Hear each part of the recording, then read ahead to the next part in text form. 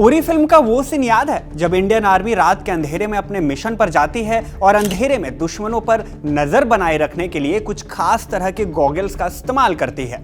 Hollywood और बॉलीवुड की तमाम फिल्मों में भी आपने वो खास तरह के हेलमेट भी देखे होंगे जिनमें ऐसे चश्मे लगे होते हैं जो अंधेरी रात में भी दुश्मनों की क्लियर कट सीन दिखाते हैं।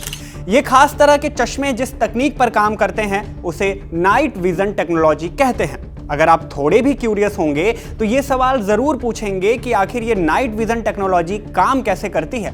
इन चश्मों में ऐसा क्या होता है जिसकी वजह से अंधेरे में भी सब कुछ दिखाई देता है। हल्के फुल्के ज्ञान से भरे खबरगांव की इस वीडियो में हम आपको इस नाइट विजन टेक्नोलॉजी की पूरी जानकारी देंगे।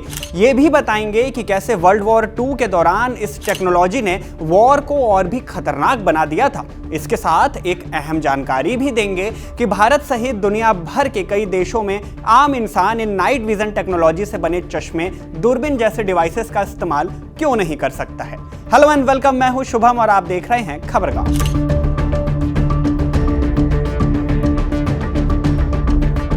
सबसे पहले आप ये समझिए कि इस तकनीक का इस्तेमाल कहां और किस काम में होता है। नाइट विजन टेक्नोलॉजी का इस्तेमाल खास तौर पर 3 डिवाइसेस में किया जाता है। पहला है राइफल पर लगने वाले स्कोप्स, दूसरा बाइनोकुलर्स जैसे दिखने वाले गॉगल्स में और तीसरा कैमरा में। इन तीनों ही डिवाइसेस का इस्तेमाल मिलिट्री, लॉ एनफोर्समेंट, सिक्योरिटी के फील्ड में, नेविगेशन के लिए और सर्विलांस और नाइट ऑपरेशंस में दुश्मनों को टारगेट करने जैसे पर्पस से किया जाता है। अब आते हैं इस सवाल पर कि ये तकनीक काम कैसे करती है। ये समझने के लिए पहले लाइट के बारे में आपको कुछ जानना होगा।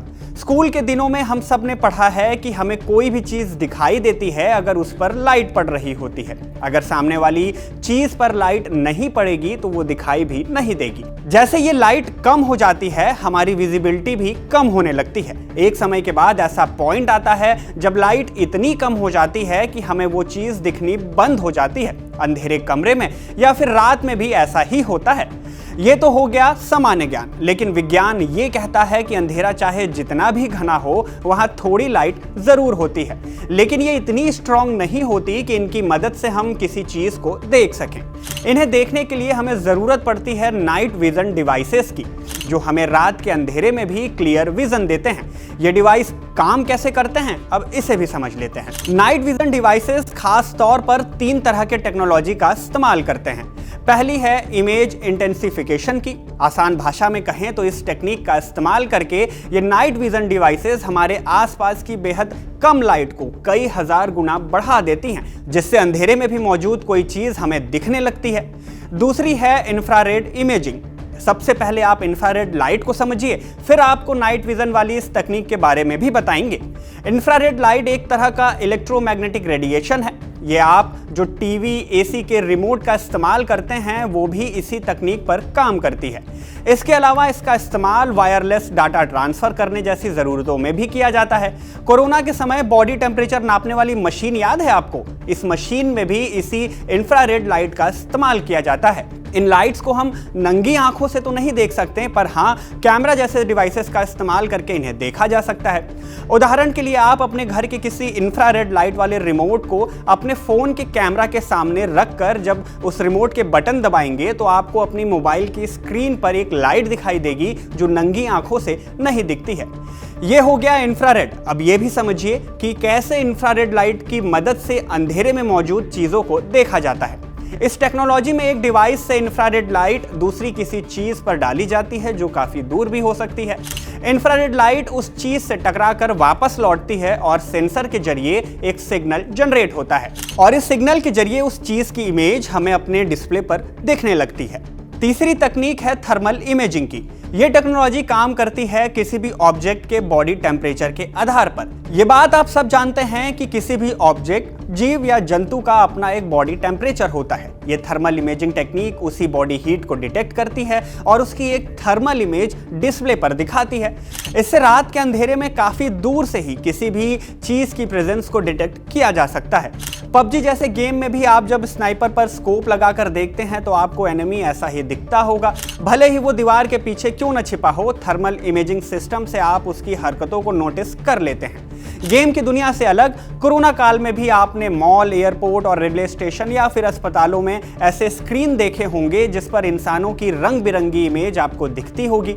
यहाँ भी थर्मल इमेजिंग सिस्टम का ही इस्तेमाल किया जाता है, जिससे आपकी बॉडी हीट को दूर से ही देखा जा सकता है। ये तो हो गई तकनीक की बात, लेकिन क्या आपने एक चीज पर गौर किया? नाइट विजन डिवाइसेस से सब कुछ हमें हरा हरा क्यों दिख रहा है? इसका भी जवाब देंगे, लेकिन उससे पहले इस नाइट विजन डिवाइस के इतिहास को भी जान लेते हैं। ये बात है पहले विश्व युद्ध के बाद की। 1920 के दशक के अंत और 1930 के दशक के शुरुआत में वैज्ञानिक और इंजीनियर कम रोशनी की स्थिति में विजन को बेहतर बनाने के तरीकों की खोज कर रहे थे।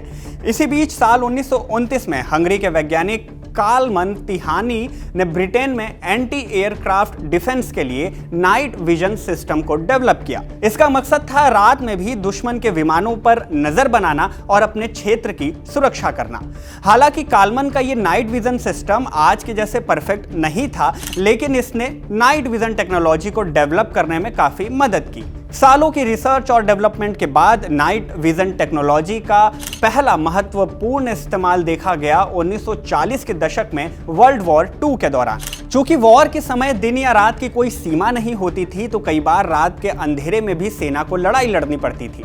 और तो और रात के वक्त दुश्मन पर हमला करने का एक फायदा यह भी है कि रात के अंधेरे में दुश्मन दिन की अपेक्षा कमजोर होता है। ऐसे में नाइट विजन डिवाइसेस बेहद कारगर साबित हुए। एक तरफ जर्मनी ने वैम्पायर सिस्टम का इस्तेमाल किया, तो वहीं अमेरिका ने M1 और M3 का इस्तेमाल किया। जर्मनी का वैम्पायर और अमेरिका का M1 M3 दोनों ही डिवाइस एक तरह के नाइट साइटिंग स्नाइपर स्कोप थे, जिसे असॉल्ट राइफल के ऊपर लगाया जाता था। इनकी मदद से रात के अंधेरे में भी दुश्मनों को देखकर उन पर निशाना लगाया जाता था। ये था नाइट विजन डिवाइसेस का जनरेशन 0, जिसमें इस्तेमाल होता था एक्टिव इंफ्रारेड टेक्नोलॉजी का।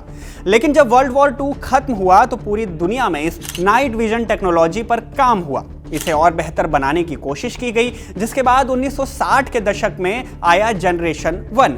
इस जनरेशन में जनरेशन 0 के जैसे एक्टिव इंफ्रारेड टेक्नोलॉजी के जैसे ऑब्जेक्ट्स पर इंफ्रारेड लाइट मारने की जरूरत नहीं थी। इसमें ऑब्जेक्ट्स को देखने की ऐसी क्षमता थी जिन्हें केवल स्टार लाइट यानी कि तारों की रोशनी में ही देखा जा सकता था। इसलिए इन डिवाइसेस को नाम दिया गया स्टारलाइट का। इस जनरेशन में starlight scope ANPVS-2 starlight scope के साथ tanker goggles PNV 57E tanker goggles भी इस्तेमाल में आ गए थे। इसके बाद 1970 के दशक में नाइट विजन टेक्नोलॉजी का जनरेशन 2 सामने आया। इस जनरेशन में इन नाइट विजन डिवाइसेस में थर्मल इमेजिंग सिस्टम को इंट्रोड्यूस किया गया। इसके बाद 1980 के दशक में आया नाइट विजन टेक्नोलॉजी का जनरेशन 3। इस जनरेशन में स्कोप और गॉगल्स के अलावा दूसरे नाइट विजन डिवाइसेस भी इस्तेमाल में आने लगे थे। इसी दौरान पहला कॉमर्शियल थर्मल इमेजिंग कैमरा भी बाजारों में उपलब्ध हुआ। इस वक्त हुआ क्योंकि अब तक इस तरह के डिवाइसेस का इस्तेमाल बस मिलिट्री के लिए किया जाता था। इसके बाद साल 2000 के दशक तक नाइट विजन टेक्नोलॉजी का जनरेशन 4 आ गया, जो नाइट विजन टेक्नोलॉजी की लेटेस्ट जनरेशन है। इस जनरेशन में हाई डेफिनेशन थर्मल कैमरे और AI सपोर्ट भी मिलने लगे। आज के दौर में नाइट विजन डिवाइसेस का इस्तेमाल मिलिट्री से लेकर इलेक्ट्रॉनिक्स और ऑटोमोटिव इंडस्ट्री तक फैल चुका है। लेकिन यहाँ ये जानना भी जरूरी है कि भारत में इन नाइट विजन डिवाइसेस का इस्तेमाल आम लोग नहीं कर सकते। DRDO के मुताबिक 1950 के दशक में इंडियन आर्मी को नाइट विजन डिवाइसेस के इस्तेमाल की जरूरत महसूस हुई, जिसके बाद DRDO के instruments research and development establishment यानी कि IRDE देहरादून ने पहली बार इंफ्रारेड लाइट पर बेस्ड नाइट विजन डिवाइस को विकसित किया। समय के साथ ये डिवाइस अपडेट होती गई और आज इंडियन आर्म्ड फोर्सेस के तीनों विंग्स में ये इस्तेमाल में है। जैसा कि हमने आपको बताया कि नाइट विजन डिवाइसेस सिविलियंस यानी कि आम नागरिकों के इस्तेमाल के लिए नहीं है, तो गॉगल्स हो, राइफल स्कोप्स हो या फिर कोई नाइट विजन डिवाइस हो, इन सबको रेस्ट्रिक्टेड यानी कि प्रतिबंधित की कैटेगरी में रखा गया है। इसके इस्तेमाल का अधिकार केवल आर्म्ड फोर्सेस, पुलिस और कुछ चुनिंदा सरकारी एजेंसियों के पास ही है। इसके अलावा अगर कोई भी इन्हें खरीदना या इनका इस्तेमाल करना चाहता है तो उसके लिए पहले उसे होम मिनिस्ट्री से इसकी अनुमति लेनी होगी। अब ऐसा नहीं कि सिर्फ भारत में ही ये कानून है। भारत के अलावा जर्मनी और यूनाइटेड स्टेट में भी ऐसी कई सारी पाबंदियां लगाई हुई हैं। अब जाते जाते उस सवाल का जवाब भी दे देते हैं कि इन नाइट विजन डिवाइसेस से जो भी इमेज या वीडियो हमें दिखाई देती है वो ज्यादातर हरे रंग की ही क्यों होती है। ऐसा इसलिए होता है क्योंकि इन डिवाइसेस में 3 खास कंपोनेंट होते हैं। पहले लाइट फोटो कैथोड प्लेट से होते हुए माइक्रो चैनल प्लेट पर आती है और इसके बाद ये फॉस्फोर स्क्रीन पर आती है। फॉस्फोर स्क्रीन फॉस्फोर कणों की एक पतली परत होती है जिसकी वजह से जब लाइट इनसे टकराती है तो ये हरे रंग में दिखने लगते हैं। केवल हरे ही नहीं बल्कि फॉस्फोर की मदद से स्क्रीन पर रेड, ग्रीन और ब्लू कलर्स को भी प्रोड्यूस किया जाता है। खैर, इस वीडियो में बस इतना ही। वीडियो में दी गई जानकारी आपको कैसी लगी हमें कमेंट करके जरूर बताइएगा। वीडियो अगर पसंद आई हो तो इसे लाइक करें, शेयर करें और अगर ऐसी वीडियोस देखना पसंद है तो खबर गांव को सब्सक्राइब जरूर कर लें।